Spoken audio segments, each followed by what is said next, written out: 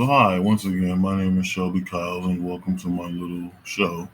Today, I want to talk about uh, human interactions between a male and a female, and I think this is a topic that's going to go on for eternity. It's always, as long as humans are going to be on the earth, there's always going to be a difference, a divide between the sexes, between male and female. And I'm not talking about transgenders or lesbians or any of that. I'm just talking regular man women interactions, heterosexual interactions. You know.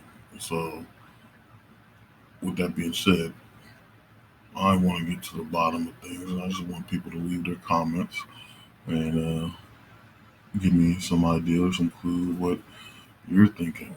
But like I said, this is my inter monologue, or should I say mental monologue, something I was thinking about earlier. So I feel like let's do this. So with no further ado, I'm gonna get to the bottom of this. So my thing is this: I've been in many relationships trying to do the whole female male breeding thing or mating thing, however you want to put it, coitus. I don't care what the word is, but you get all nice, and most guys might understand this. They be all, the girls be all nice and funny and whatever, smart, whatever it is that appeals you, draws you to them. Besides the fact that they may look very sexy and switched on, is the fact that everything's nice. It goes great for maybe a couple weeks, maybe a month, 2 months, whenever until the female gets comfortable. Once they're comfortable, then shit hits the fan. Everything goes to hell.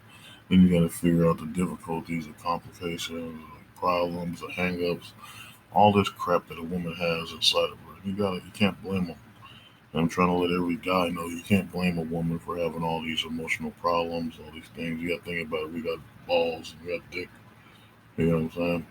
We walk around and we pee on trees. At least I do. I don't give a shit. I'm kind of primal, but you know the whole thing I'm trying to say is this: we don't really have a victim card at birth. Women do. As soon as they're born, they already got a vagina. You know, there's sick perverts out there that want to have sex with children, and then there's guys all day long that want to have sex with every female and don't care about what age they are or whatever crap. And then you have the ones that only attracted to certain types of women, and then they get really weird and perverted and obsessed and psychotic with it. So they're victims from day one with that alone, just for having a vagina. And so then they're already weak because of the fact that they can get that innocence, the virginity, and all that stuff taken from them by force. So it makes that part of them really victimized. But the thing I want to touch on is the women that have been victimized, abused, and then they try to get into relationships, but still those hang-ups, those nightmares, those traumas coming back to them. It's not fair to get in a relationship with someone when you haven't resolved your issues that you have already. So, and then they, so many different types of abuse that people go through, both men and women. But with women, it's more like, they go through the abuse and then they kind of get mentally brainwashed. And so they try to take that brainwash mentality that they have and put it on a man. Either they're using a man for something or they're trying to take advantage of him for something, and all that reason their good looks and whatnot to try to lure a man in to play that same pattern. Usually, like these girls are like getting beat on, abused, so they want to try to push guys to the level or the intensity to where they will beat on her.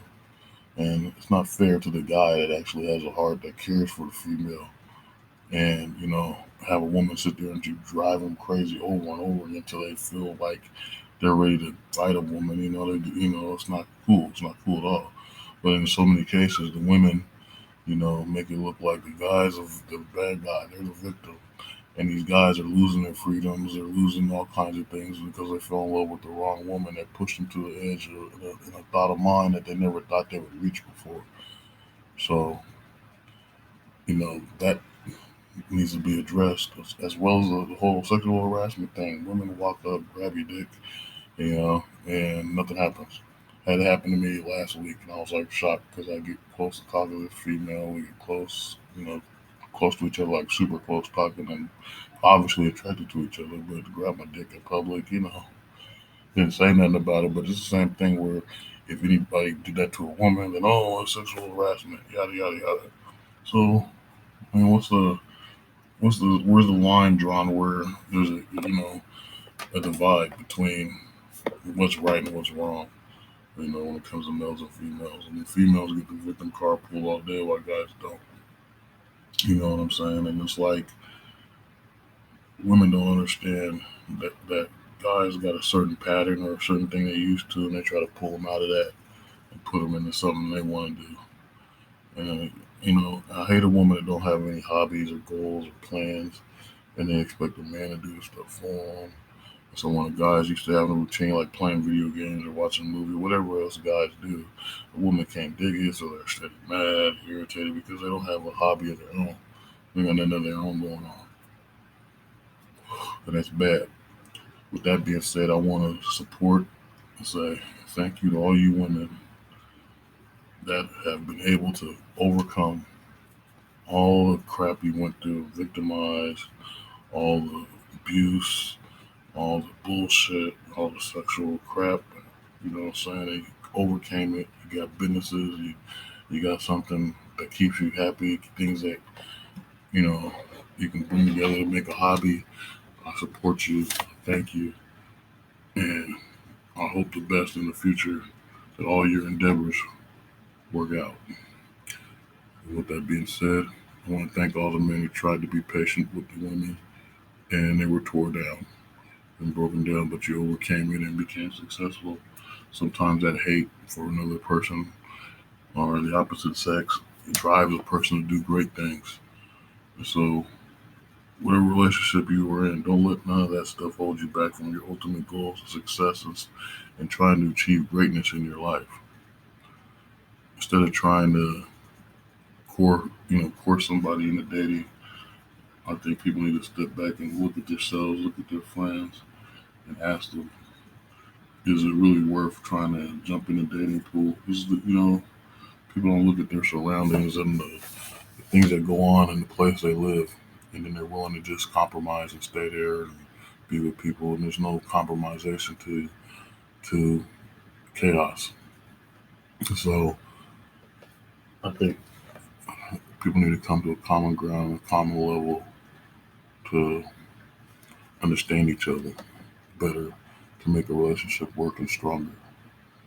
And I can only say this: it's wrong that you have so many females trying to play the sexy body game, attractive, seduce people, and use their advantage to get what they want. And then you have women on the other side who's talking about, oh, you're offending me, oh, you're sexually harassing me. They do stuff. They get people to just get off on it.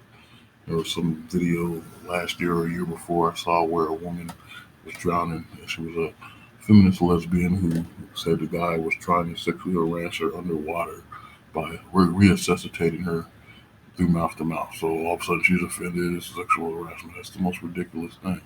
It's ridiculous that people would go that far. In all reality, most of these women are people who are just giving up on men, and because there's no one that found them appealing or attractive. My message is this: you see somebody alone that no one's really talking to, be their friend, be their lover, be their help, and guide them in the right path. I mean, I can go touch on more of this. There's more things I actually want to say and get across as the issue I see with this whole thing. And I'm not trying to be judgmental or a hypocrite or whatever the hell. I just want to talk about what I'm thinking on my mind. It's the whole point of the show. And I think the most thing I want to get across is nobody wants to play games in a relationship. I don't care if they're your friend, your lover, whatever. You don't want to play a game. So women quit playing games that dudes don't want to play. And guys quit playing games with girls if you don't want to play. If anything, the Stanless bras and Stanless girls need to hang out with each other and let everybody else that's regular find each other.